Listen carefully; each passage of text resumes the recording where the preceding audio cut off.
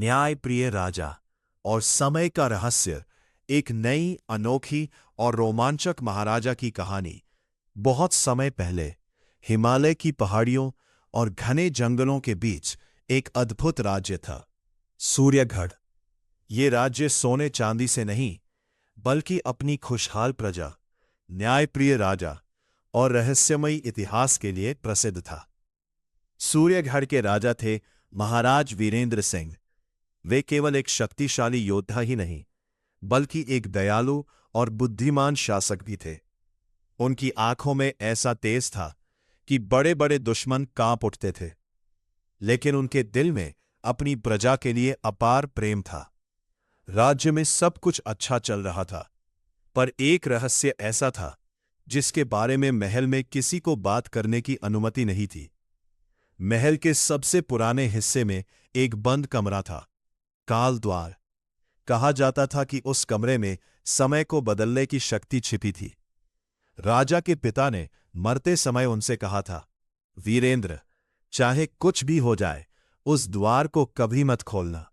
समय से खेलने वाला इंसान सब कुछ खो देता है। राजा ने वचन तो दे दिया, लेकिन उनके मन में हमेशा उस रहस्य को जानने की इच्छा बनी रही। एक रात भयंकर तूफान आया। बिजली चमक रही थी, बादल गरज रहे थे। तभी महल के मुख्य द्वार पर एक बूढ़ा साधु आया। उसके कपड़े फटे हुए थे, लेकिन उसकी आंखों में अजीब चमक थी। सैनिक उसे रोकने लगे, लेकिन साधु बोला, मुझे राजा से मिलना है। राज्य पर बड़ा संकट आने वाला है। राजा ने साधु को दरबार में बुलाया। साधु ने धीमी आवाज में कहा, महाराज, 3 दिनों बाद सूर्यगढ़ पर ऐसा अंधकार छाएगा जो सब कुछ नष्ट कर देगा। इसे रोकने का केवल एक तरीका है, काल द्वार खोलना। राजा चौंक गए, लेकिन मेरे पिता ने उसे खोलने से मना किया था। साधु मुस्कुराया, कभी कभी भविष्य बचाने के लिए अतीत को समझना पड़ता है। इतना कहकर साधु ने राजा को एक चमकता हुआ नीला पत्थर दिया और गायब हो गया। अगले दिन से अजीब घटनाएं होने लगी। नदियों का पानी काला पड़ने लगा, फसलें सूखने लगीं। रात को लोगों को आसमान में लाल परछाइयां दिखाई देने लगीं। प्रजा डर गई। मंत्री बोले, महाराज, ये कोई बुरी शक्ति है। राजा को साधु की बात याद आई। आखिरकार उन्होंने निर्णय लिया कि वे काल द्वार का रहस्य जानेंगे। आधी रात को वे अकेले महल के पुराने हिस्से में पहुंचे। दीवारों पर पुराने मंत्र लिखे थे। उन्होंने नीला पत्थर दरवाजे के बीच बने चिन्ह पर रखा। धीरे धीरे दरवाजा खुलने लगा। अंदर एक विशाल कक्ष था। बीच में एक चमकता हुआ दर्पण खड़ा था। अचानक एक आवाज गूंजी, समय में प्रवेश करने वाले, सोच लो, जो देखोगे वो तुम्हारी दुनिया बदल देगा। राजा ने साहस करके दर्पण को छुआ और अगले ही पल वे अतीत में पहुंच गए। राजा ने खुद को 100 साल पुराने सूर्यगढ़ में पाया। वहां युद्ध चल रहा था, महल जल रहा था। तभी उन्होंने एक युवा राजा को देखा।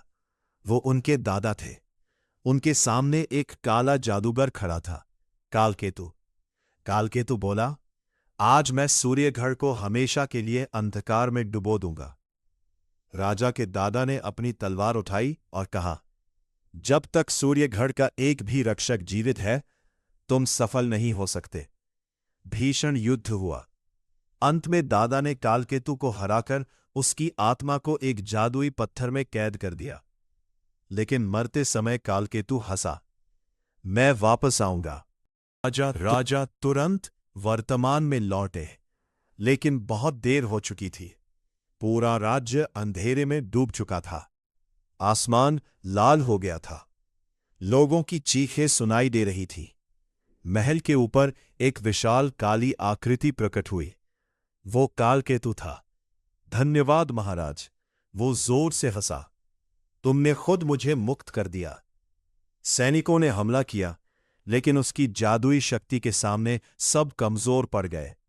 राजा ने अपनी तलवार निकाली, जब तक मैं जीवित हूं, सूर्यगढ़ को कुछ नहीं होगा। कालकेतु हंसा। तुम बहादुर हो, लेकिन समय की शक्ति से नहीं जीत सकते। उसने हाथ उठाया और पूरा महल हिलने लगा। राजा घायल हो गए। तभी महल की सबसे बुजुर्ग दासी उनके पास आई। उसने कहा, महाराज, आपके पिता ने आपके लिए एक रहस्य छोड़ा था। वह उन्हें महल के नीचे बने गुप्त कक्ष में ले गई।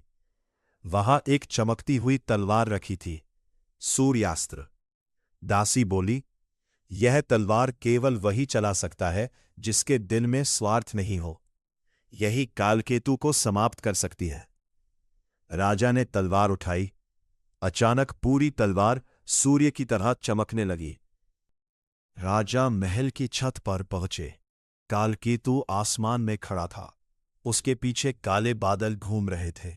राजा गरजे, यह युद्ध अब समाप्त होगा।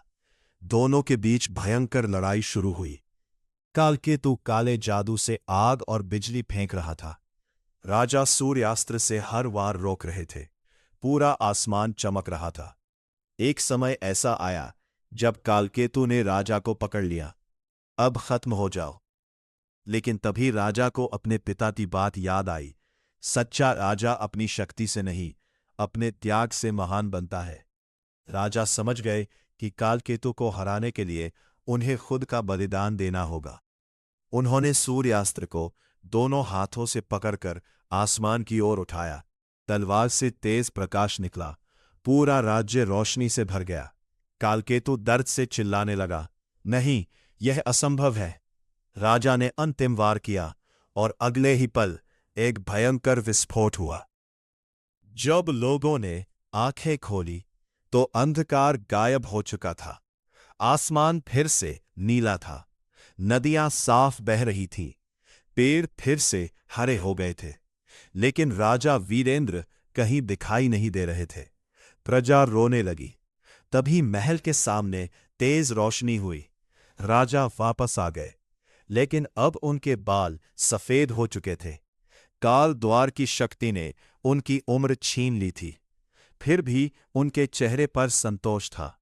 उन्होंने मुस्कुराकर कहा, अगर प्रजा सुरक्षित है तो यही मेरी सबसे बड़ी जीत है।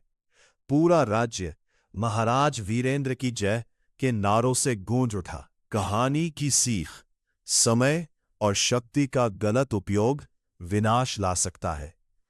सच्चा राजा वही होता है जो अपने स्वार्थ से पहले